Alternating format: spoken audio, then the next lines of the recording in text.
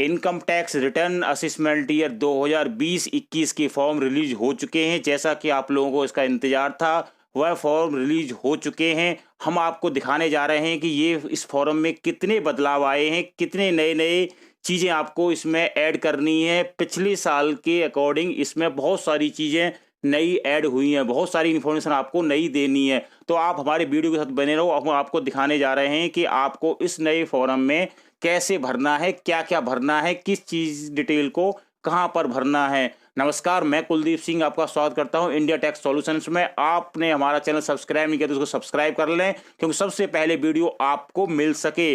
दूसरा, इस वीडियो को पूरा देखें। कोई भी अगर स्टेप्स आपसे छूट गया तो आप फॉर्म को पूरा नहीं भर पाएंगे। तो शुरू करते हैं। Income tax return assessment year 2020-21 का फॉर्म कैसा है, उसको कैसे भरना है। आप देख रहे हैं द गजट ऑफ इंडिया में ये प्रकाशित हुआ है 30 मई 2020 को। हम आपको दिखा रहे हैं ये गजट ऑफ इंडिया का पब्लिश हुआ है इसको इसमें। और इसके नीचे अब हम आपको दिखाने जा रहे हैं इनकम टैक्स रिटर्न फॉर्म। ये असेसमेंट ईयर 2020-21 ITR सहज 1। यह ITR 1 सैलरी एम्प्लॉयड के लिए, अदर सोर्सेज इनकम के लिए या सिंगल हाउस प्रॉपर्टी इनकम के लिए भरा जाता है। तो हम आपको बताने जा रहे हैं इसमें क्या क्या नए चेंजेज हुए हैं, इसको कैसे भरना है, क्या क्या इंफॉर्मेशन में आपको इसमें देनी है। तो शुरू करते हैं दोस्तों। सबसे पहले इसमें पार्ट ए जनरल इंफॉर्मेशन। आपको यहाँ अपना पैन नंबर देना है। इसमें पैन नंबर देंगे आप इसमें अपना। इसके बाद नेम, आपको अपना नाम देना है, इसमें नाम भरना है एज पर पैन कार्ड। इसके बाद डेट ऑफ बर्थ आपको देनी है। इसके बाद आपको इसमें आधार नंबर देना है। यहाँ आपको मोबाइल नंबर भरना है, यहाँ ईमेल एड्रेस। इसके बाद आपको ये एड्रेस देना है अपना, flat, block number, name, building, street, area, locality, state, country, pin code, ये आपको भरना है। इसके बाद फाइल्ड अंडर सेक्शन 139(1) होता है ऑन बिफोर ड्यू डेट। आप इसको 139 करेंगे क्योंकि अभी डेट है इसकी फाइल करने की, स्टार्ट हुए हैं अभी ये। इसके बाद आपको नेचर ऑफ एम्प्लॉयमेंट, आप सैलरीड है तो आपको सेंट्रल गवर्नमेंट है, state government, public sector, undertaking, pensioners, others. Private है तो आपको अदर्स पर टिक करना है, अगर नहीं है तो आप नॉट एप्लीकेबल पर टिक करेंगे। इसके बाद आपको नीचे आना है। If revise return, return revise है तो आपको डेट और उसका रिसिप्ट नंबर देना है। और if filed in response to notice under section 139 है तो आपको उसका यहाँ डॉक्यूमेंट नंबर देना है। इसके बाद आपको नीचे 3 नई इंफॉर्मेशन ऐड हुई हैं इस बार। देखो, पहली हुई है हैव यू डिपॉजिट अमाउंट और aggregate of amount exceeding ₹1 crore in 1 या more current account during the previous year, yes या नो। अगर नो है तो कुछ नहीं है, अगर यस है तो आपको इसमें अमाउंट देना है। इसके बाद दूसरी डिटेल ऐड हुई है इसमें, have you incurred expenditure of an account of aggregate of amount exceeding 2 lakh for travel for a foreign country for a yourself या एनी अदर पर्सन, यस या नो, आपको ये डिटेल देनी है। तीसरी है have you incurred expenditure of amount या aggregate of amount exceed 1 lakh on consumption of electricity during. आपको 3 चीज इस बार नई ऐड करनी है। अगर आपने ये किया है तो 1 करोड़ रुपए या इससे अधिक आपने करंट अकाउंट में जमा किया है, या 2 लाख रुपए फॉरेन ट्रेवल पर खर्च किया है, या आपने 1 लाख रुपए इलेक्ट्रिसिटी बिल पर खर्च किया है, तो आपको ये चीज देनी होगी ITR 1 के लिए, जो पहले कभी नहीं थी, इस बार नई चीज आई है। इसके पार्ट बी में आपको ग्रॉस टोटल इनकम देनी है।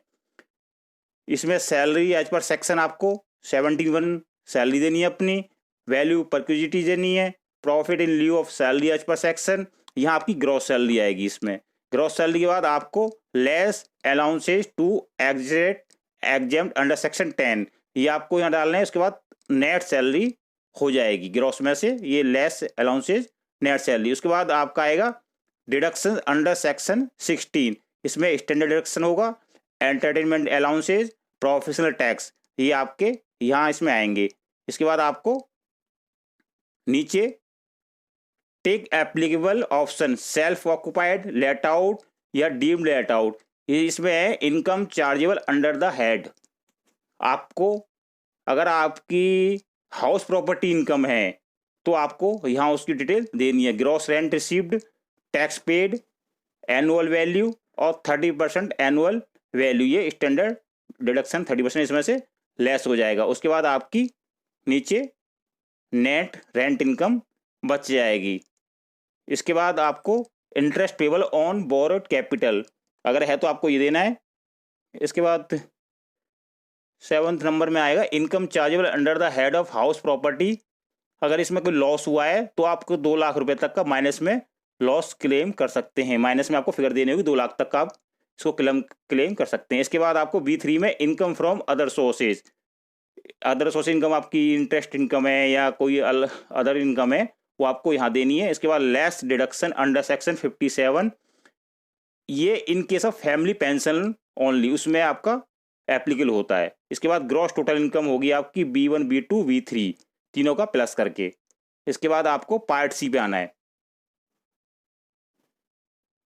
पार्ट सी में क्या है, deduction and taxable total income. ये एक चीज इसमें नई ऐड हुई है। डिडक्शंस पहले भी होते थे लेकिन इसमें नया क्या है, तो इसमें नया ये कि you have made any investment deposit payment between 1 April 2020 से 30 June 2020 for the purpose of claiming any deduction under part B of chapter 6A, yes या नो। अगर आपने 1 अप्रैल 2020 से 30 जून 2020 के बीच में कोई इन्वेस्टमेंट किया है तो आपको यस करना है। और इसके लिए प्लीज फिल शेड्यूल D1, ये इसका शेड्यूल D1 आपको भरना होगा। अगर आपने इस बीच में कोई इन्वेस्टमेंट किया है, ये इसका शेड्यूल ये नीचे आपको दिखेगा, शेड्यूल D1। इसकी अभी बाद में बात करते हैं। तो आपको ATC में इन्वेस्ट किया है, ATCC में किया है, ATCD में किया है, ATGG में, जो भी आपने ATD में जो भी इन्वेस्टमेंट किया है आपका उसका अमाउंट आपको यहाँ देना होगा। इसके बाद exempt income for reporting purpose, अगर कोई एग्जेम्प्ट इनकम है, एग्रीकल्चर इनकम है या कोई और अदर इनकम है जो एग्जेम्प्ट है, उसको आपको यहाँ देना होगा। इसके बाद आते हैं पार्ट डी। पार्ट डी होता है कंपटीशन ऑफ टैक्सेबल। आपने जो इनकम दिखाई है उसकी टैक्स कैलकुलेशन यहाँ आएगी आपकी। तो इसमें tax payable on total income auto calculate हो जाएगा। उसके बाद सेस आएगा, इसमें interest 234A, fees under section 234 है, और इसके बाद रिवेट 87A, टोटल टैक्स, ये ऑटो कैलकुलेट सारी चीज़ें हो जाएंगी। तो पार्ट डी आपको कुछ नहीं करना है, ये ऑटो कैलकुलेट होगा। इसके बाद पार्टी अदर इंफॉर्मेशन, यहाँ दोस्तों आपको बैंक अकाउंट की डिटेल देनी है जिसमें minimum 1 account should be selected for refund credit. आपको एक अकाउंट इसमें सिलेक्ट करना है, देना है, जो आपका रिफंड बनता है तो उसमें आ जाए। इससे एक से ज़्यादा भी आप दे सकते हैं। इसमें IFSC code, name of bank, account number, select account for refund credit, yes या नो करना होता है इसमें। उसके बाद नीचे चलते हैं, schedule IT, details of advance tax and self assessment tax payment. इसमें अगर आपने कोई एडवांस टैक्स पेमेंट किया है या अभी सेल्फ असेसमेंट के द्वारा टैक्स जमा किया है तो उसमें आपको यहाँ डिटेल देनी होगी, BSR कोड उसका, deposit date, serial number challan, tax paid. इसके बाद schedule TDS of TDS TCS as per form 16 जो आपके एम्प्लॉयर ने आपको दिया है या 16A अदर सोर्स इनकम में है तो उसकी डिटेल आपको यहाँ इसमें भरनी होगी। 10 number, name of deductor, gross payment, year of the deduction, tax deduct collected कितना है, TDS कितना है, और इसमें क्लेम दिस ईयर आपको ये देना है। इसके बाद जो हमने बात करी थी ऊपर, schedule D1 schedule of investment, investment deposit payment for the purpose of claiming deduction under part B of chapter 6A। इसमें आप देख रहे हैं सेक्शन वाइज कि किस सेक्शन में आपने इन्वेस्टमेंट किया है, ATC, ATCC, ATCCD, ATD, ATDD। इसके बाद eligible amount of deduction during financial year 2019-20 as per part C deductions and taxable total income. तो इसमें कॉलम 2 में ये है, और कॉलम 3 में आपका जो आपने इन्वेस्टमेंट किया है अप्रैल 2020 और जून 2020 के बीच में वो आपको यहाँ अमाउंट देने हैं। तो दोस्तों ये इस बार का नया इनकम टैक्स फॉर्म है जो आपको इस तरह से भरना है। इसके बाद आपको नीचे वेरिफिकेशन करनी है, अपना नाम, सन ऑफ या डॉटर ऑफ, उसके बाद कैपेसिटी क्या है आपकी, इसके बाद परमानेंट अकाउंट नंबर आपका, डेट, सिग्नेचर। ये आपकी रिटर्न का फॉर्म पूरा कंप्लीट हो गया। इसे आप इस तरह से भरेंगे और ये आपकी रिटर्न जमा हो जाएगी। दोस्तों अगले वीडियो में हम आपको ऑनलाइन पोर्टल पर रिटर्न भर के दिखाएंगे लाइव।